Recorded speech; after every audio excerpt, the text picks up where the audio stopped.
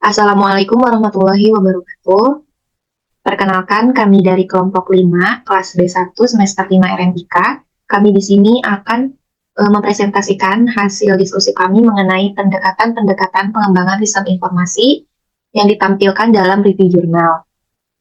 Sebelumnya, perkenalkan, kelompok 5 terdiri dari anggota saya sebagai moderator, Firda Sufiatul Wahdah dengan NPM 221204089, kemudian Victoria Kanti dengan NPM 221204090, Dwi Anjani Estika Putri dengan NPM 221204091, Ika Auralia Marsa Azizah dengan NPM 221204092, dan yang terakhir yaitu Bintang Waina Aka dengan NPM 221204083.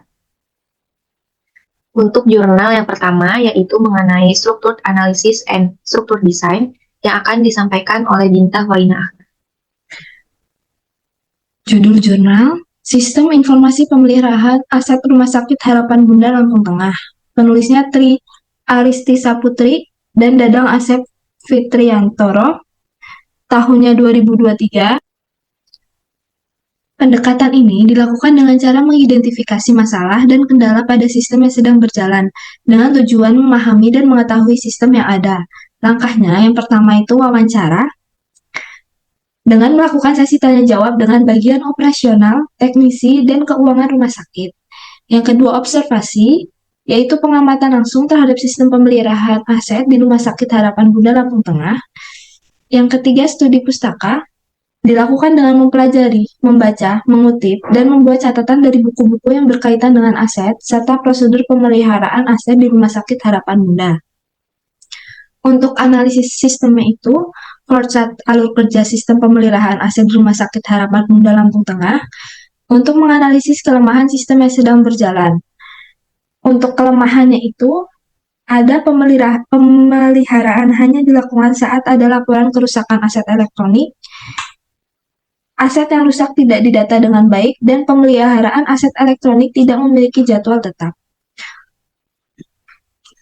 Desain sistem secara umum, entitas eksternal yang terlibat diidentifikasi yaitu kepala rumah tangga atau karungga, penggunaan atau operasional, bagian yang memiliki aset, dan teknisi.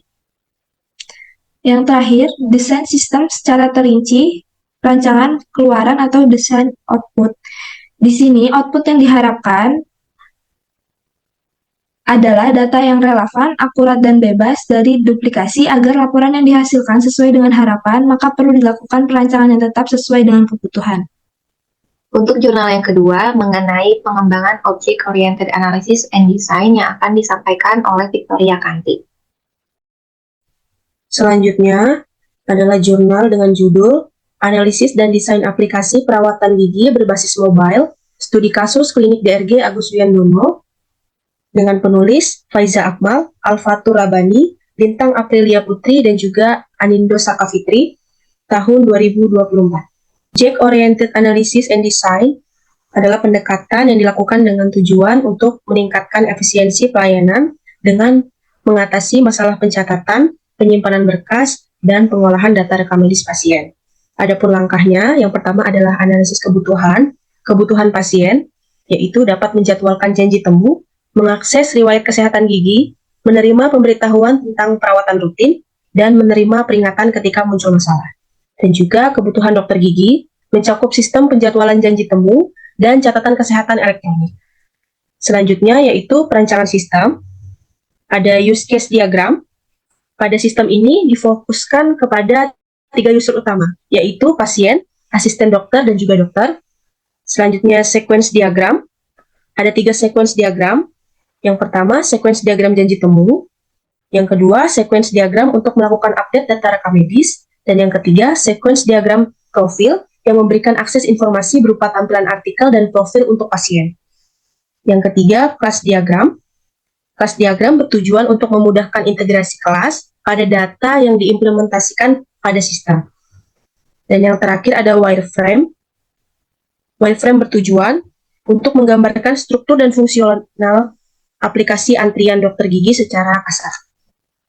Untuk jurnal yang ketiga mengenai prototyping akan dijelaskan oleh saya sendiri, Firda Sufiatul Wahdah. dengan judul Implementasi Metode Prototyping oleh Raymond McLeod pada Sistem Informasi Pelaporan Indikator Pelayanan Rawat Inap, studi kasus di RSUD Dr. Haji Moh Ansari Saleh Banjarmasin, dengan penulis Nabilah Metilina Faraswati, Muhammad Khairur Rozikin, Sustin Farlinda, dan Niyalatul Muna pada tahun 2023. Pengembangan sistem menggunakan metode prototyping ini menghasilkan model kerja fisik dari suatu perangkat lunak untuk dipresentasikan kepada calon pengguna agar dapat terlibat dalam memberikan masukan selama proses pengembangannya, sehingga sistem informasi yang diciptakan akan benar-benar sesuai dengan kebutuhan. Terdapat beberapa langkah dalam pendekatan prototyping ini. Yang pertama yaitu Requirement Analysis and Definition. Pada tahap ini dilakukan observasi, FGD, dokumentasi, dan wawancara yang dilihat dari 5 aspek utama. Yang pertama yaitu analisis distribusi pekerjaan, bahwa membutuhkan sistem informasi yang bisa memfasilitasi admin ruang perawatan untuk menginput hasil sensus. Kemudian analisis kendala, bahwa terdapat kendala pengolahan indikator pelayanan rawat inap masih dilakukan secara manual dan terjadi keterlambatan. Kemudian aspek yang ketiga yaitu analisis dokumen, bahwa regulasi yang digunakan belum relevan. Kemudian ada aspek analisis laporan. Dan yang terakhir yaitu analisis sumber daya dan teknologi. Langkah yang kedua yaitu sistem requirement design. Pada tahap ini, desain kebutuhan sistem direpresentasikan melalui flowchart manual dan digital. Flowchart digital yang digunakan yaitu DFD, IRD, dan desain basis data. Pada flowchart DFD level 0 sampai level 2 yang memiliki 35 proses dan 6 tabel penyimpanan. Untuk flowchart IRD memiliki 106 atribut untuk 15 entitas dan 9 relasi. Dan desain basis data yang terdiri dari 10 tabel penyimpanan. Langkah yang ketiga yaitu pengembangan prototype system. Pada tahap ini menggunakan Adobe XD dan terdapat 5 poin utama untuk dievaluasi. Langkah yang keempat yaitu sistem developing and implementation. Pada tahap ini didominasi bahasa PHP dengan Laravel 7 dan Bootstrap 4. Dan yang terakhir yaitu langkah sistem testing, menggunakan metode black box untuk berfokus pada fungsionalitas yang mencapai keberhasilan pada 28 skenario uji. Tetapi environment pengembangan perlu diubah dari development menjadi production. Jurnal yang keempat mengenai Joint Application Design atau JAD yang akan disampaikan oleh Dwi Anjani Estika Putri. Baik, untuk Joint Application Design dengan judul jurnal Sistem Informasi Laboratorium dengan metode Joint Application Design berbasis website dengan kasus Laboratorium Artificial Intelligence Universitas Nasional dengan penulis Rima Tamara Alisa dan Muhammad Iwan Wahyudin tahun 2022. Joint Application Design merupakan pendekatan berfokus pada keterlibatan dan komitmen pengguna atau pemakai aplikasi dalam menentukan kebutuhan dan merancang desain sistemnya. Adapun langkahnya yaitu use case diagram. Use case diagram ini menggambarkan hubungan interaksi antara sistem dan aktor. User dapat melihat dan mengakses profil, tata tertib laboratorium yang baru, hasil-hasil rakitan, inventaris barang, berita seputar perkembangan AI, dan acara workshop, webinar seputar AI. Selanjutnya, ada rancang awal sistem yang akan dibuat. Rancangan awal sistem mulai dari menu profil yang terdiri dari submenu visi misi, struktur organisasi, tugas dan tanggung jawab, karir, menu tata tertib, website UNAS, website VTKI, hasil rakitan alat, inventaris barang, galeri foto, berita seputar AI, halaman login.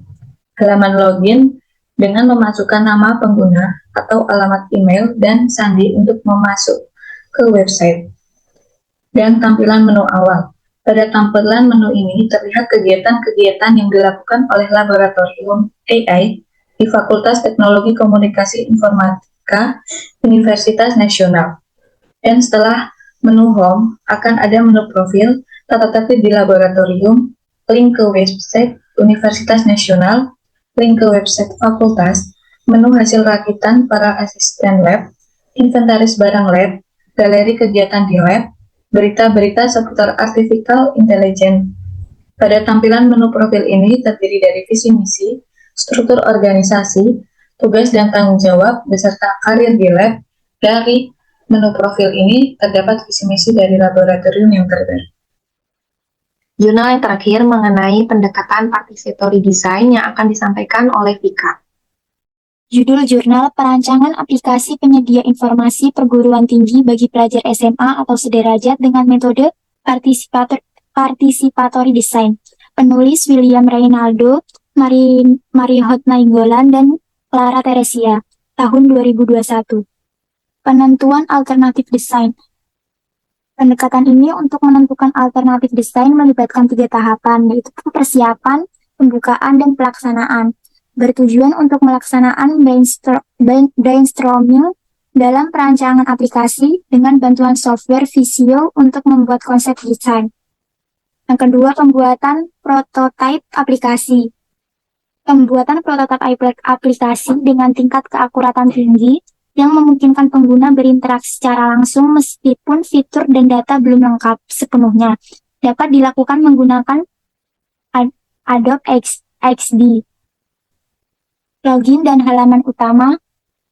Di halaman utama terdapat fitur perbandingan antar perguruan tinggi yang dilengkapi dengan opsi filter dan pengurutan. Ketika pengguna memilih salah satu perguruan tinggi, halaman tersebut akan menampilkan profil perguruan tinggi, informasi mengenai fasilitas, jurusan yang tersedia, proses pendaftaran, serta biaya perkuliahan. Halaman utama jurusan dan pendaftaran. Di halaman utama jurusan terdapat opsi untuk memilih antara jurusan IPA atau IPS. Selain itu, terdapat fitur perbandingan jurusan yang memungkinkan pengguna untuk membandingkan jurusan yang sama atau berbeda, serta opsi dan pengurutan untuk mempermudah pencarian. Di halaman utama pendaftaran, pengguna dapat memilih nama perguruan tinggi yang diinginkan. Setelah memilih perguruan tinggi dilakukan, sistem akan memberikan informasi mengenai cara pendaftaran dan detail terkait perguruan tinggi tersebut. Halaman utama beasiswa dan forum. Pada halaman utama forum terdapat pilihan forum jurusan dan forum perguruan tinggi. Forum jurusan digunakan untuk melakukan diskusi sesama pengguna terkait topik jurusan, sedangkan forum perguruan tinggi digunakan untuk melakukan diskusi sesama pengguna terkait topik perguruan tinggi. Halaman utama wishlist, remember, dan halaman chat. Pada halaman utama terdapat kalender yang menampilkan event tertentu, termasuk tanggal-tanggal penting yang diingatkan. Pada halaman chat, terdapat fitur-fitur seperti daftar teman, daftar obrolan, dan permintaan pertemanan. Pengguna dapat menambahkan teman melalui forum atau dengan mengundang secara langsung. Baik, terima kasih. Sekian dari kelompok kami. Kurang lebihnya mohon maaf. Wassalamualaikum warahmatullahi wabarakatuh.